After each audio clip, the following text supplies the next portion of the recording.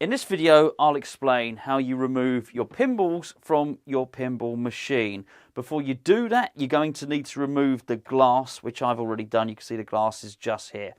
The details on how to do that are in a separate video that's linked underneath this one, or you can search on the channel, or I'll also link it on the end slate at the end of this video. We just thought we'd keep the videos separate. Now, the reason you're going to want to take the balls out of this game is because if you leave the balls inside the machine during transit, when it goes up on its side in the position that we call tombstoning, then the balls can actually move around inside the cabinet. They could smash against the glass, they could smash Playfield parts, maybe there'll be some plastics at the back, so it's best for transit to take them out.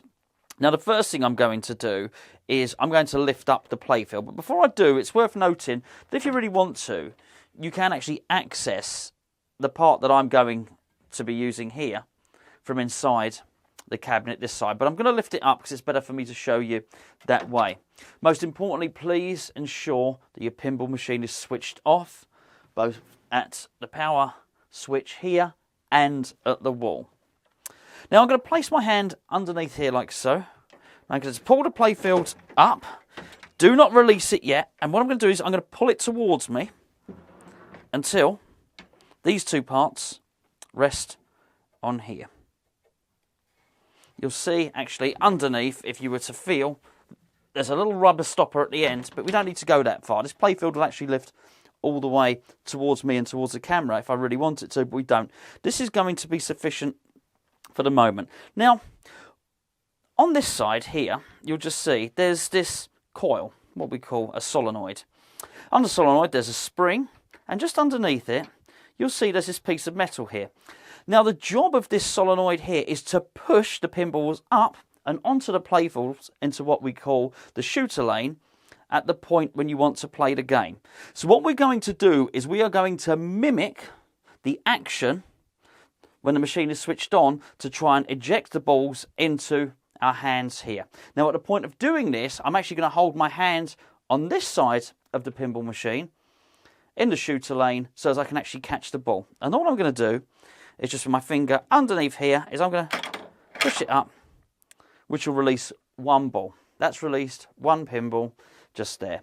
Now, once you've done that, take the pinball, put it somewhere safe, put it somewhere soft. Just make sure you catch it before it goes all the way down the shooter lane. Once again, I'll show you here, and I'll flick it up. It didn't actually happen that time, so I'm just going to do it a little bit faster, and that's going to pop that into my hand there. So I now have two pinballs in my hand. Now, the balls are actually coming out from here. Just below there is what we call the trough. That's where the balls sit in between games. So from this angle, if I flick the solenoid, again, you'll see it just pops out. That's the third ball. I'll just show you from a slightly different angle now, and you can see it popping out, and you can see me catching it on the shooter lane. So if I just show you here, my hand is in position to stop the ball because the ball is going to travel out of here and along once I flick that coil up again. I've got another one out there. You probably didn't see it brilliantly there, so I'm just going to place my hand a little bit further back, and hopefully you'll see it coming out of the trough here. Again, and if you saw that, I had to give it a second push up.